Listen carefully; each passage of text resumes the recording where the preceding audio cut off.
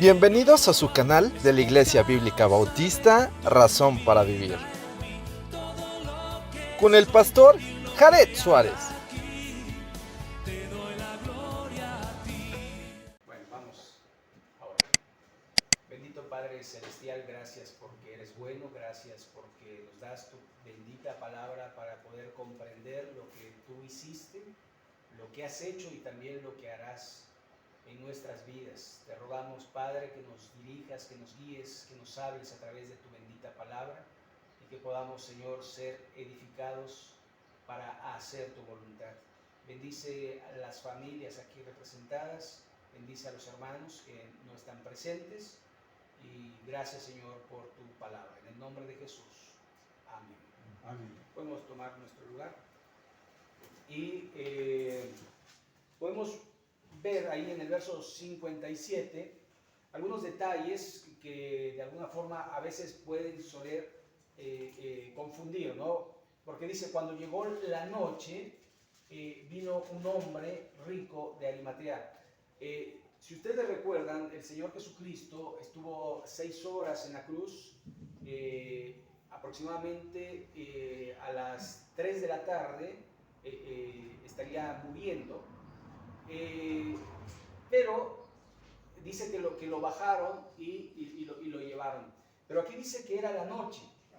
Y entonces tendremos que pensar un poquito que, si ustedes recuerdan, ese día hubo un día de tinieblas, era de oscuridad. Entonces, probablemente porque nosotros entendemos la noche por las horas. Por ejemplo, si decimos son las 7 y decimos de la noche, aunque haya sol. Si son las 9 de la noche y aunque haya sol, decimos que son las 9 de la noche. Pero en los países europeos y en la mayoría que entiende lo que es la noche, que es obscuridad, que no tiene que ver con la hora, sino con la luz, noche es oscuro. Entonces cuando dicen, por ejemplo, en España hay carteles que dicen corrida a las 9 de la tarde. Y usted dice, 9 de la tarde. ¿Y cuál es esa hora? Pues las 9 de la noche nuestra. Porque allá, y como también, por ejemplo, en Argentina, a las 9 de la noche muchas veces hay, luz, hay sol, hay luz de sol. Entonces uno se sorprende. Por ejemplo, hay días o hay lugares donde hay 6 meses de oscuridad y 6 meses de día. Entonces tenemos 6 meses de noche y usted no va al mercado y dice buenos días porque son las 6 de la mañana. Es noche. Es noche. Y es mediodía para nosotros, pero para ellos es noche, todo el tiempo es noche. Entonces a veces ya no se estila decir buenos días, buenas tardes, buenas noches, sino buen día, ¿verdad? ¿Por qué? Porque así abarca solamente el día y también abarca pues todo, ¿no? Entonces aquí cuando dice noche, probablemente porque estaba oscuro. Fue día de tinieblas, el día de la muerte de nuestro Señor Jesucristo. Por esa razón, cuando dice, llegó la noche, vino un hombre rico de Arimatea llamado José, que también había sido discípulo de Jesús. Ahora, aquí llama la atención de que rico, o sea, parece ser que sobra, pero no sobra. ¿Por qué? Porque en Isaías 53 precisamente estaba profetizado que con los ricos sería en su muerte. Ahora, también llama mucho la atención esto. Cuando Jesús nació, el buey prestó su pesebre para que fuese su cuna. Y ahora, en su muerte, Jesús le prestarían una tumba. Así que Jesús no tenía absolutamente nada, nada material, nada físico. Aunque Él es dueño del cielo y de su plenitud y de todos los que en ellos hay. Entonces, de alguna forma, entendemos y creemos que muchas veces ponemos la felicidad en el dinero o en las posesiones, cuando Jesús yo creo que era muy dichoso, era muy feliz, era bienaventurado. Ahora, sin embargo, vemos que el dinero de alguna forma también ayuda. En el caso de este rico, proporcionó una tumba, sino dónde iba a ir Jesús. También Nicodemo, que era un hombre rico de los fariseos, también auspició su ministerio. Y también Marta, María y Lázaro también eran de familia pudiente y también de alguna manera ellos financiaron parte del ministerio del Señor Jesús. ¿Sabe? Cuando en su muerte se habla de una túnica de una sola pieza, es una túnica cara, es una túnica que no cualquiera tenía.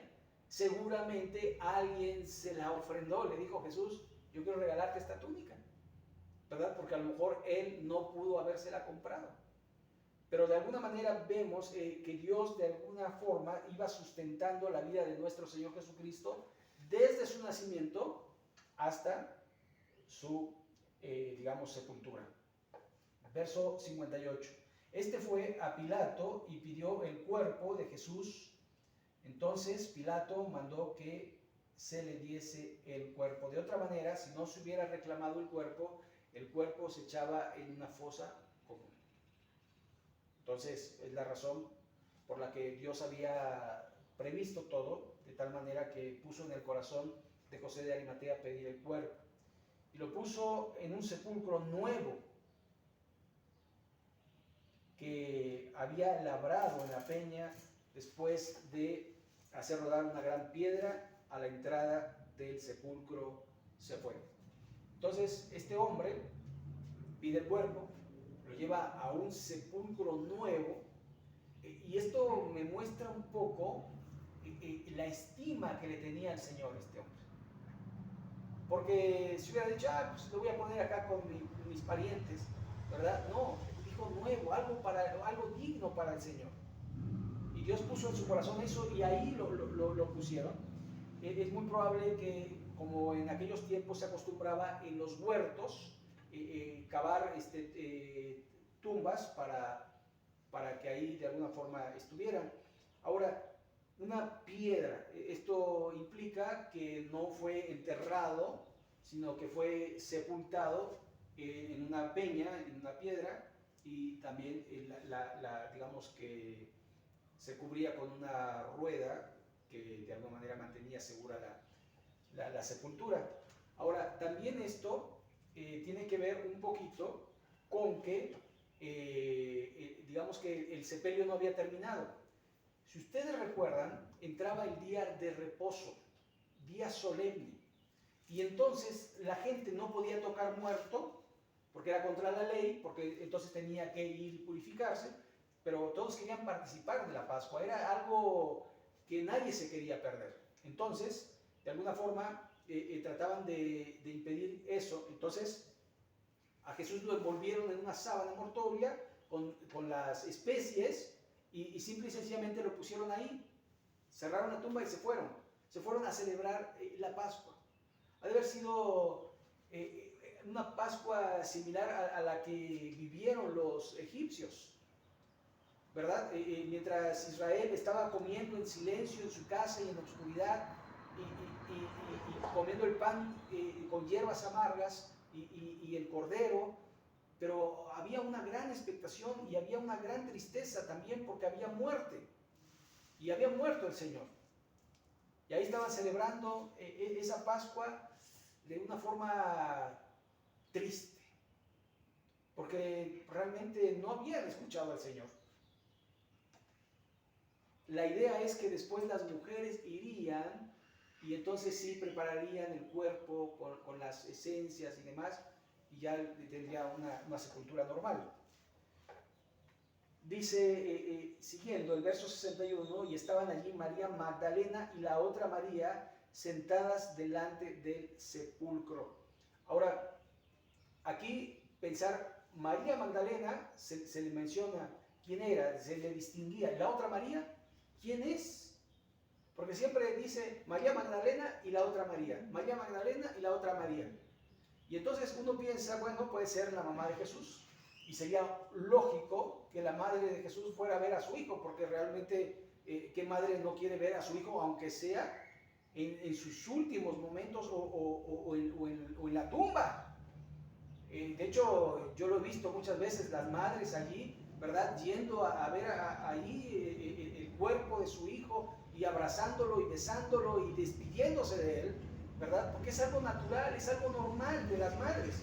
Entonces, probablemente es María, María, la madre de Jesús. Sin embargo, no se le da, ¿verdad? Por ejemplo, se menciona primero a la Magdalena que a María, madre de Jesús. ¿Por qué? Porque Jesús en ningún momento quería que se le diera deidad a María, su madre. Él era Dios, y no comparte su deidad con nadie.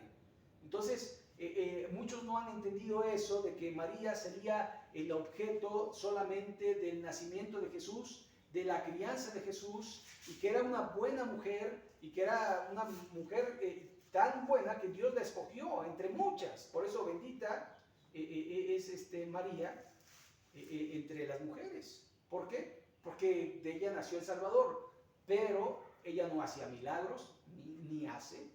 Ella no era una persona, digamos, con poder, sino era una persona normal que sufrió la muerte de un hijo. Entonces, es probable que por eso no se mencione María, la madre de Jesús, porque se acuerdan que Jesús había terminado o había cortado su lazo familiar con María. Cuando le dijo a Juan, he ahí tu madre, mujer, he ahí tu hijo. Mujer, ya no le dijo mamá o madre, sino que había ahí cortado el lazo familiar. Ahorita Jesús y María no son madre e hijo. En el cielo, ¿cómo cree que esté María? Como cualquier otro personaje que haya ido al cielo. No es de que, mira, mi hijo, venga, mi hijo, a ver, vamos. No. Por eso yo les comentaba la vez pasada que tenemos una cuestión del cielo de que vamos a ir como familia, ¿verdad? Y ahí vamos a estar mamá, papá, los hijos, y disfrutando, cuando en realidad eso se corta en el cielo. Y somos una gran familia, la familia espiritual, los verdaderos creyentes que van al cielo, que de alguna manera ahí se reúnen. ¿Para qué? Para adorar, para glorificar, para hacer la voluntad del Padre, ¿no? Entonces, eso es lo mismo que pasa en el caso de María y Jesús. Verso 63, diciendo, 62. Al día siguiente, que es después de la preparación, se reunieron los principales sacerdotes y los fariseos ante Pilato. Es decir, viernes murió el Señor Jesucristo, entra el sábado, pero el día es cuando hay sol.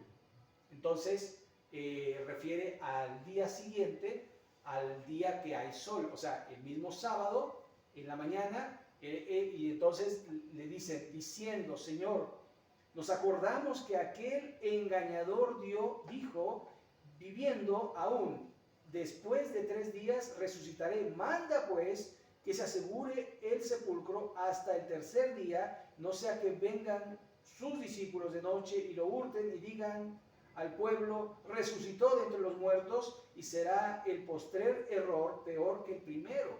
Entonces los fariseos estaban pensando, ¿verdad? Decían, si van a decir, porque no creyeron nunca en él, entonces van a decir que resucitó y va a ser esto peor. Entonces mandaron, no solamente era la guardia romana, sino la guardia del templo, para que custodiasen allí desde el día sábado. El viernes no lo vigilaron, lo vigilaron desde el día sábado, porque dice al día siguiente de los eventos que se habían dado, que era la muerte del Señor Jesucristo. Y allí están, y de hecho Lucas dice que se puso en la roca el sello romano, y el sello romano es algo que no se puede transgredir a no ser que la misma guardia romana lo quite. No se puede romper si no es por el mismo imperio romano. Así que de alguna forma ahí está. Y dice el verso 65, y Pilato les dijo, y ahí tenéis una guardia, id aseguradlo como sabéis. Entonces ellos fueron y se aseguraron el sepulcro, sellando la piedra y poniendo la guardia. Ahora, habíamos visto que las mujeres estaban sentadas enfrente del sepulcro. ¿Cuál es la razón? Bueno, solo se menciona que fue María Magdalena y la otra María. Por lo tanto, ellas dos no podían mover la piedra. Es la razón por la que estaban esperando que alguien viniera para que les removiera la piedra. Dice el verso 1, y pasando el día de reposo, al amanecer el primer día de la semana, vinieron María Magdalena y la otra María a ver el sepulcro. Y hubo un gran terremoto porque un ángel del Señor descendió del cielo y llegando removió la piedra y se sentó sobre ella. Su aspecto era como relámpago y su vestido blanco como la nieve, y de miedo de él los guardias temblaron y se quedaron como muertos. Es decir, esto es pasado el día de reposo sabemos que es el sábado, entonces el primer día de la semana, como conocemos, es el domingo. Y es curioso, porque a partir de entonces, usted va a leer en la Escritura que durante los 40 días que Jesús apareció a sus discípulos, fue el primer día de la semana. Y después vamos a ver que el primer día de la semana, en el libro de los Hechos, la iglesia se reunía. Ahora, porque hay muchos que dicen, no, es que el día que hay que reunirse es el sábado, porque en 6 días hizo la creación Dios y el séptimo día descansó y el día de reposo es el sábado. Sin embargo, para los creyentes en Cristo y en su resurrección, le damos énfasis al día domingo porque fue el día que resucitó Cristo. Y además, los primeros creyentes, los apóstoles, que fueron los que nos dejaron esta doctrina, se reunían el primer día de la semana. Y ahí lo podemos constatar que no se reunían otro día, y cuando iban a la sinagoga, iban los sábados y iban a la sinagoga ¿a qué? A predicar a Cristo resucitado. Sin embargo, como iglesia se reunían los domingos, el primer día de la semana. El verso 6 dice, no está aquí, pues ha resucitado como dijo. Venid, ved el lugar donde fue puesto el Señor. ¿Saben? Aquí tenemos una señal para los inconversos y una señal para los conversos. Y los conversos es, de alguna manera, crezcan en fe y crean en la palabra de Dios, porque Él lo había dicho así. Y para los inconversos, de alguna manera, porque ellos vieron los guardias, y en vez de correr con Pilato, fueron corriendo con con el Sanedrín, con los fariseos, con los saduceos, para decirles esto. Y dice Dios, bueno, el ángel, Dios por medio del ángel a las mujeres, e id y decid a los discípulos que ha resucitado de los muertos, y he aquí va delante de vosotros a Galilea, allí le veréis, he aquí os lo he dicho. Entonces el Señor ya se había adelantado a Galilea y les dice, vayan y digan a sus discípulos que se vayan para Galilea. Bueno, dice, entonces ellas saliendo del sepulcro con temor y con gran gozo, fueron corriendo a dar las nuevas a sus discípulos, y mientras iban a dar las nuevas a los discípulos, he aquí Jesús les salió al encuentro diciendo, salve. Ellas acercándose le abrazaron sus pies y le adoraron. Ahora, si ustedes recuerdan, hay otro pasaje en Juan donde dice, no me toques, porque aún no he ascendido al cielo. Entonces es muy probable que Mateo haya omitido esta parte, pero que Jesús seguramente se ha de haber hecho para atrás, se ha de haber retrocedido y les ha de haber dicho que no lo tocaran, porque no había subido al Padre, ¿verdad? Aunque aquí se ve que sí hay un contacto físico y no se dice, no me toquen, pero entendiendo un poco la escritura en los evangelios sinópticos, podemos encontrar que fue muy probable así. Verso 9, he aquí Jesús le salió al encuentro diciendo, salve. Ellas acercándose abrazaron sus pies y le adoraron. Entonces Jesús les dijo, no temáis, y dad las nuevas a mis hermanos para que vayan a Galilea y allí me verán.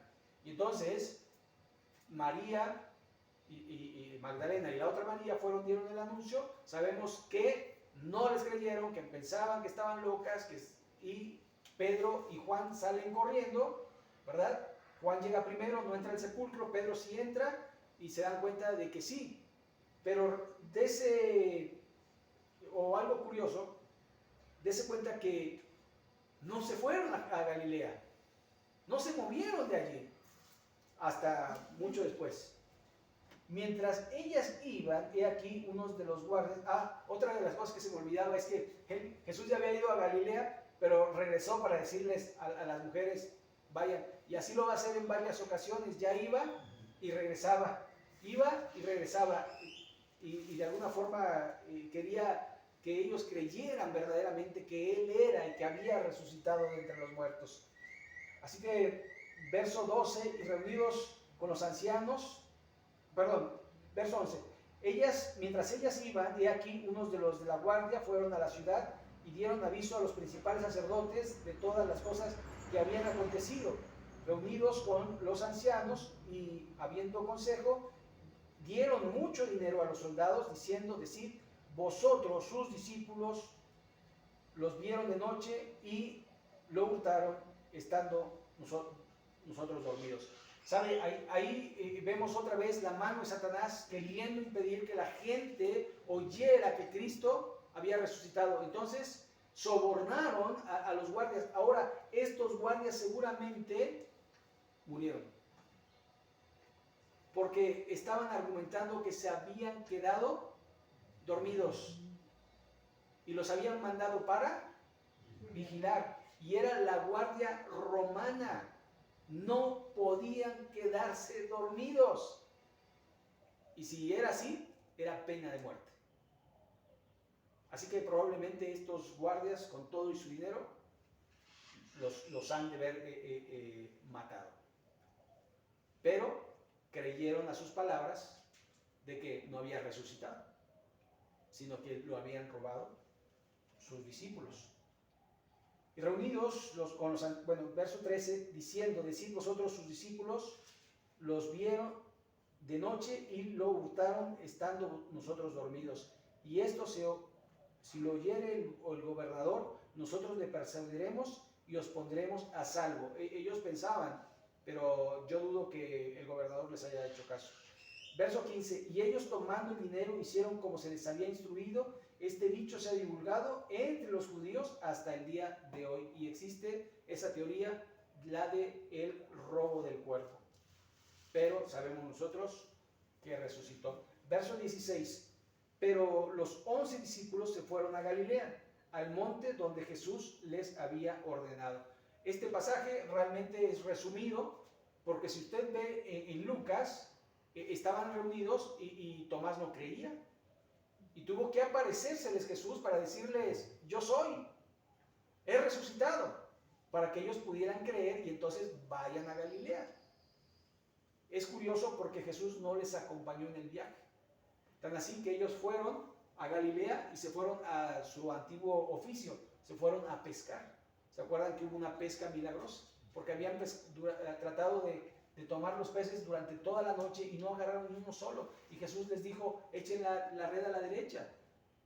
Y pescaron una gran cantidad que hasta las redes se rompían. Y Pedro se dio cuenta que era el maestro y se echó al agua para alcanzarlo nadando. Entonces vemos cómo de alguna forma este pasaje es bastante resumido, no da muchos detalles.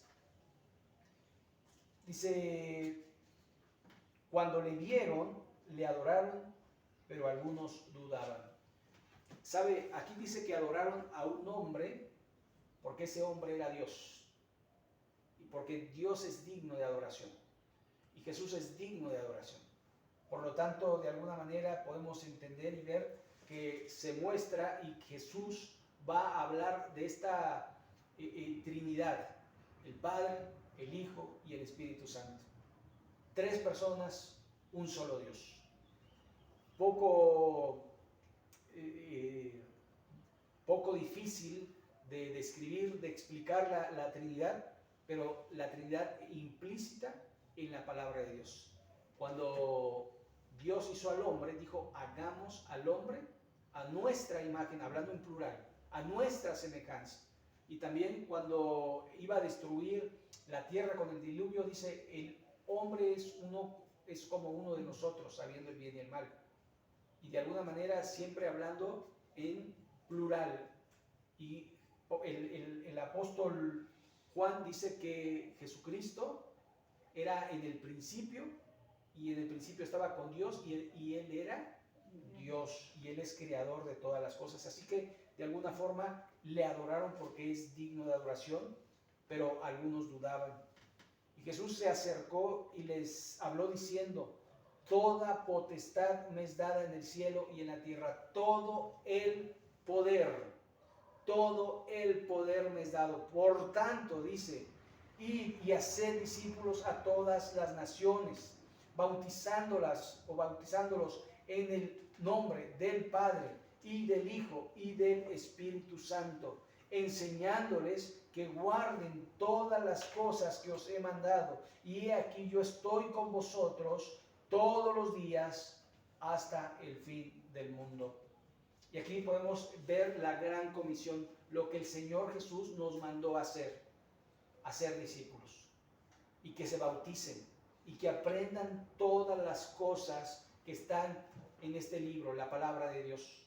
Entonces es muy importante que nosotros podamos obedecer a esta gran comisión, y que vayamos y hagamos discípulos, que vayamos y prediquemos a las personas, y que enseñemos lo que está escrito en este libro, y que guardemos todas las cosas que están escritas en este libro, y que no nos preocupemos por nada, porque el Señor va a estar con nosotros todos los días y hasta el fin del mundo. Y hay algo que tenemos que ver ahí: el mundo tiene fin. El mundo tiene fin, pero nosotros no. Nosotros no. ¿Por qué? Porque si Cristo resucitó, nosotros resucitaremos un día con Él, y estaremos en su gloria, estaremos en su presencia, estaremos en el lugar llamado cielo. Estaremos de alguna forma siempre viviendo con Él. Así que el mundo tiene fin, y podemos ver que este mundo se está tambaleando. Con esta guerra el mundo se está tambaleando. Están esperando que pueda suceder una tercera guerra mundial, una guerra nuclear. Esto implicaría hambre, pobreza, carencia. Esto implicaría un nuevo gobierno, un gobierno mundial que probablemente ya sea del anticristo. Y las cosas, si siguen así, el Señor está mucho más cerca de lo que pensamos. Es muy probable que ya estemos a puertas de la venida de nuestro Señor Jesucristo.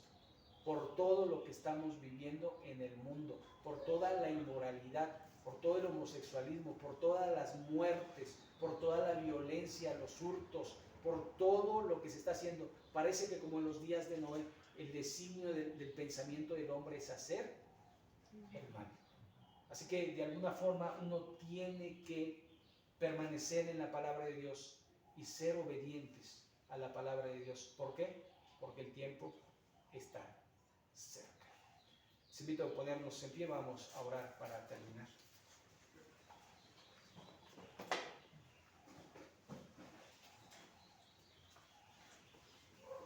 Bendito Padre Celestial, que moras en todo lugar, te agradecemos tu palabra. Gracias porque a través de ella podemos conocerte, conocer lo que quieres de nuestra vida. Ayúdanos, Señor, a ser obedientes y a estar gozosos, porque Cristo no está muerto, sino que ha resucitado. Y verdaderamente ha resucitado, tan así que después de casi 2000 años, la predicación del Evangelio se da porque tú, oh Padre, has mantenido a tu iglesia, la has guardado y has mantenido un pequeño rebaño que no se postró ante los ídolos, sino que se mantuvo en la sana doctrina, en tu bendita palabra. Señor, ayúdanos a mantener esto, a seguir predicando el Evangelio, y que las nuevas generaciones puedan escuchar de que Cristo resucitó y de que Cristo está sentado a la diestra del Padre, y que Cristo quiere librarnos de la paga del pecado. Ayúdanos, Señor, a poder entenderlo y a poder hacerlo para tu gloria y honra. Y en el nombre de Jesucristo. Amén.